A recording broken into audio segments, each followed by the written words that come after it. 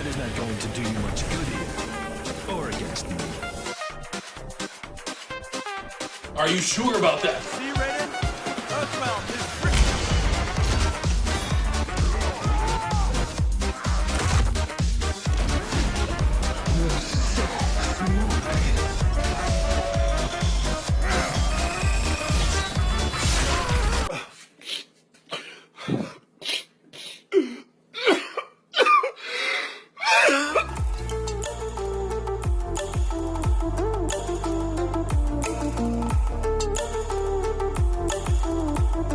Today we're discussing the greatest fall in Mortal Kombat history. Because even though this character is a fan favorite and beloved by a majority of players, all the developers see when they look at him is a punching bag. And that character's name is Kung Lao. Many players would agree that Kung Lao is on a very similar level to Liu Kang, but even so, he catches the L in nearly every single game, especially in recent games and the recent movies as well. But now it's time to talk about the fantasy RPG that's taken over the mobile market, and that game is Raid Shadow Legends. I've been playing Raid for a while now, and my favorite character by far is Queen Ava, and that's because she can attack every character at the same time. And if she kills even one of those characters, then she can do it all over again, and it's just an endless cycle of carnage. But I'm also a big fan of Elder Scar. This guy's a universal fighter, punishing enemies with HP burn and stripping away their buffs. And his passive ability is insane because it reduces damage from legendary champions. And Abyss is really cool too. She's from the Sacred Order faction, and she's a legendary, which means she's extra rare. This character is amazing at PvP, especially after you max out her crit rate and attack power. Raid's got a ton happening this month with a fresh rotation of the brutal Hydra boss, and a ton of events and tournaments to play every single day, including some special Valentine's Day events, where you can get your hands on a brand new legendary champion. Right now is the best time to get started with Raid Shadow Legends. If you click my link down below or scan the QR code on screen, you'll get a free starter pack worth almost $30. We're talking a free champion named Vergus, 200,000 silver, 1 energy refill, and 1 XP boost, and 1 ancient shard, so you can summon some champions as soon as you get in the game. All of this treasure will be waiting for you right here. Once again, there's never been a better time to download Raid Shadow Legends, so check out my link down below or my QR code on screen right now and try out Raid Shadow Legends today. Once again, the writers see this character as a punching bag. Whenever a character needs to die to advance the plot or make the characters upset, they choose Kung Lao. And it's a darn shame too, because this character started off as one of the hypest additions to the Mortal Kombat series, making his debut in Mortal Kombat 2. And unlike Liu Kang, Kung Lao straight up eviscerates the opponent during his fatality. He does not summon a dragon or drop an arcade booth on him, he straight up slices them in half. And even though Liu Kang is the OG, I've got to give it to Kung Lao for having a much more diverse set of attacks. The man can teleport, turn himself into a tornado that can lift opponents into the air, he can command his hat, he's got magic abilities, the guy has a lot going for him. In fact, I've heard some people say that for a short period of time, Kung Lao was actually more popular than Liu Kang for this very reason. His design was awesome and his array of attacks was very vast. However, unfortunately, now it's time to talk about the steady downfall of Kung Lao in every single game that came afterwards, and especially the movies. Let's start from the beginning. Mortal Kombat 2. Believe it or not, Kung Lao did not even want to fight in the initial 3 games. He chose to because he had to, but he was actually a former Shaolin monk. That's right, your boy Kung Lao only chose to fight because he was needed. He actually wanted to live a peaceful life, but he still answered the call to action. And the story in Mortal Kombat 3 is very similar, but this time it's an invasion that calls Kung Lao to action. Once again, he wanted to live a peaceful life and also reform the White Lotus Society. But then Earthrealm got invaded and Kung Lao was like, it's on, let's throw hands, let's throw hats, I'm gonna teleport inside your body and explode your organs inside out. Kung Lao is a sleeping giant. You don't want to poke the bear with this guy. He doesn't want to fight you, but once you invade Earthrealm, all bets are off and the gloves are coming off, he's breaking out the hat and your skin is coming off too. Unfortunately though, he didn't have the plot armor that Liu Kang had, and as a result he does die at the end of Mortal Kombat 3, or at least that's what everybody thought. But it turns out no, Kung Lao faked his own death. Why? Because he wants a peaceful life. Once again, the job is done. He wants to stop being the guy that has to keep saving everybody. He wants to live his own peaceful life. Once again, he is a monk, okay? Monks don't want to kill people all the time, which is honestly why the ending of Mortal Kombat 4 is very confusing. Out of nowhere, Kung Lao just shows up and attacks Goro. And Goro wasn't even doing anything wrong. In fact, he was brokering peace with the Edenians. The man was straight up trying to make peace in Outworld, and the man gets 720 no-scoped from off screen. Now thankfully it wasn't a kill shot and Goro did not go out like a punk. He gets right back up and even laughs, saying, "What, was that your attempt at an assassination, Shaolin monk? Bring your butt down here, I'm gonna clap those cheeks." But Kung Lao was like, "Hold up there, buddy. I'm not looking to catch all 4 of those hands, alright? That was a ceremonial blow for my ancestor. I'm just making things even. I want peace as well." And for whatever reason that actually works, and Goro understands where Kung Lao is coming from, and he's like, "Yeah, I understand, let's shake hands. Your ancestor was honestly a real one. He was a G. That was a tough fight, and you're a badass too." So apparently Kung Lao is playing 4D chess, because everything worked out perfectly for him there, despite what a dumb decision it was to attack Goro when he wasn't looking during the middle of a peace treaty. But now it's time for the game that changed everything, Mortal Kombat Deadly Alliance. I'm gonna consider this game a bit of a W because Liu Kang dies at the very start, and as a result Kung Lao is more up front and center. If you were a Liu Kang main before in the past games, I guarantee you switched over to Kung Lao because he was the next best thing. And the ending for Kung Lao in this game is also amazing as well. The man straight up gets revenge for Liu Kang, which is perfect. I think that's the come up that we always wanted for Kung Lao, the glow up that he always deserved. However, once again, it's only a half W because none of these endings are canon. Why? Because in Deception, everybody lost. It turns out that every single warrior failed, including Raiden. The Deadly Alliance actually won. The developer straight up said, "I don't care how many hours you wasted in Deadly Alliance getting every single character's arcade ending, none of it mattered because we just took a dump on everyone's arcade ending and said, guess what, the bad guys win." Yeah, I wasn't very happy about it either, and I especially did not like watching Raiden take the L. And now I wanted to talk about Shaolin monks. A lot of people say this is where Kung Lao's downfall actually began, because in this game, from the word go, Kung Lao is already jealous of Liu Kang. And that's because Liu Kang became the champion of Mortal Kombat, and it seems like Kung Lao wasn't even allowed to compete. Instead, he was sent underground to find all the traps and stuff to make sure people didn't die. And then on top of that, Raiden's phrasing could have been better because he mentions how Liu Kang honored his ancestors and left Kung Lao out of that, and as a result, Kung Lao's like, "Yeah, well, I could have honored my ancestors too if I had been given the chance to fight Shang Tsung, but you had me in the trenches instead in Shang Tsung's like underground labyrinth disabling traps." So in summary, I don't think Kung Lao is really jealous of Liu Kang. I think he's just jealous that he didn't get the chance to fight Shang Tsung. If anything, he doesn't trust Raiden. And sadly, Shaolin Monks doesn't have the craziest story or character development, so not very many good things happen for Liu Kang or Kung Lao, but I will say this, Kung Lao seems to be the logical one most of the time.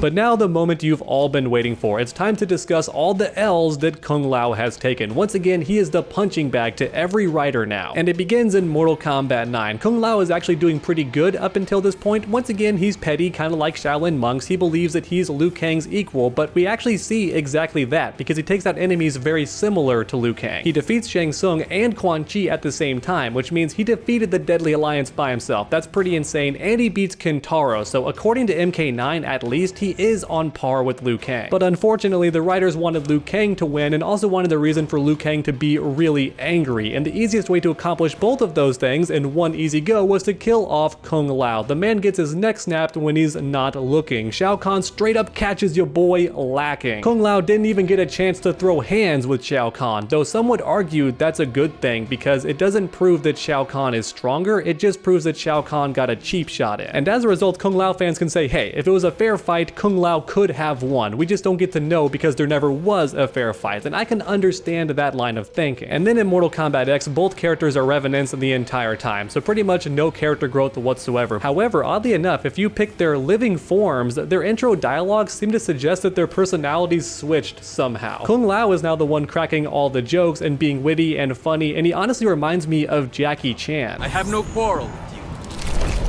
I will tear your flesh.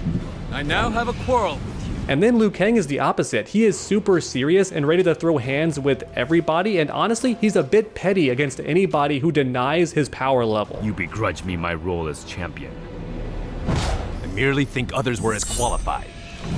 This will change your thinking. Because you do not disrespect the champion of Mortal Kombat. Don't even think about disrespecting the champion of EarthRealm. I will vibe check you. I shall honor you with combat.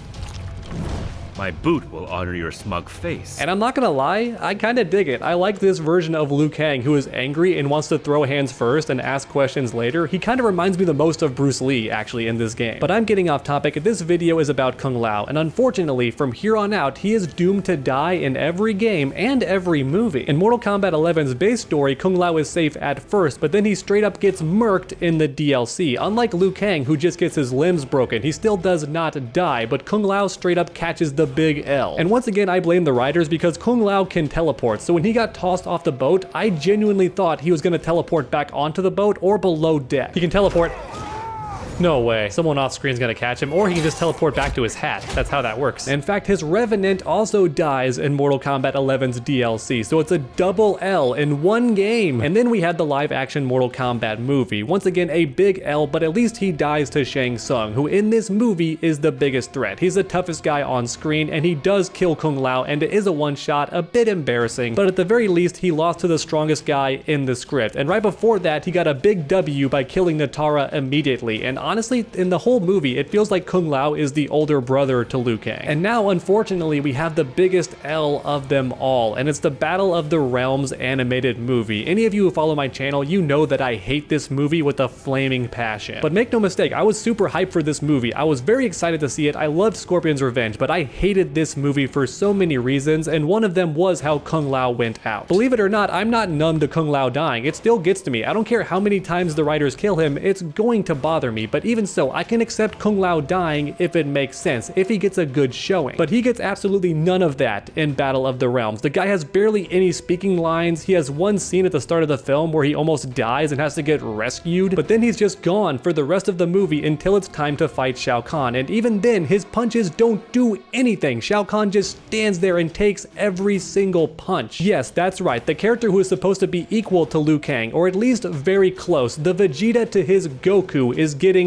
bodied this badly. All of his punches don't do anything. In fact, maybe they tickle. And listen, Shao Kahn dusts everybody in this movie aside from Liu Kang. Alright, I get that, but other characters at least do damage to him, the main one being Sonya Blade. And I respect Sonya Blade, don't get it twisted, but she is nowhere near Kung Lao's level. Just so we're clear, writers, she is nowhere near Kung Lao's level. I understand she's an OG since the first game and you want to push her, especially in these new games and movies, that's fine. You can sell Sonya Blade all you want, but it can't come at the expense of Kung Lao. That is garbage. Literally no fan who has played more than one game thinks that Sonya is stronger than Kung Lao. Alright, nobody's buying it. Kung Lao should have landed some clean hits. Kung Lao should have made Shao Kahn feel some pain. But it seems like not only is Kung Lao doomed to die in every single movie, but he's also doomed to decrease in power level each time as well. But don't worry, the writers aren't done humiliating Kung Lao just yet. It wasn't bad enough that he was gone for most of the movie. It wasn't bad enough that he takes an L at the very start of the movie. It wasn't bad enough that his punches do absolutely nothing to Shao Kahn. And it wasn't enough that he gloated at the start of the fight and thought he had a chance at defeating Shao Kahn. Because the writers have it out for Kung Lao. They're going to kill him with his own hat, but only partially. After that, Shao Kahn's gonna walk up and do his MK9 fatality. And this time it's canon, unlike what happened to Raiden in the Mortal Kombat 9 trailer. He was killed by the exact same fatality, but it wasn't canon. It was a what-if scenario. Not this time. Kung Lao actually dies to that infamous fatality. My god, it can't get any worse than this, can it? Once again, I have no idea what the writers have against Kung Lao, but it's clear there's a list of characters that they think it's okay to kill, and Kung Lao is definitely on that list. And look, I understand the series is named Mortal Kombat, so it makes sense to kill off a lot of characters, whether they're heroes or villains. I'm just saying, can we please take turns? Maybe can you kill somebody else next movie, like Sonya, or maybe Katana or Jade? Somebody please, can someone else die to advance the plot besides Kung Lao? I'm tired of watching the same character get killed over and over again. Why is he the punching bag when so many fans love him and respect him? This character is Liu Kang's equal. I strongly believe that. I understand he doesn't have the plot armor, and I'm okay with him being in second place. Once again, he's the Vegeta to Goku. I understand that. But please, Elder Gods above, can he not be the one to die in every single movie and game from here on out? Leave a like down below for Kung Lao. F's in the chat for Kung Lao. He deserves better, and that's the truth. Please let me know your thoughts in the comments below, and make sure to subscribe and ring that bell. That way you never miss any future videos. Make sure to come back next time, and as always, stay underdogs.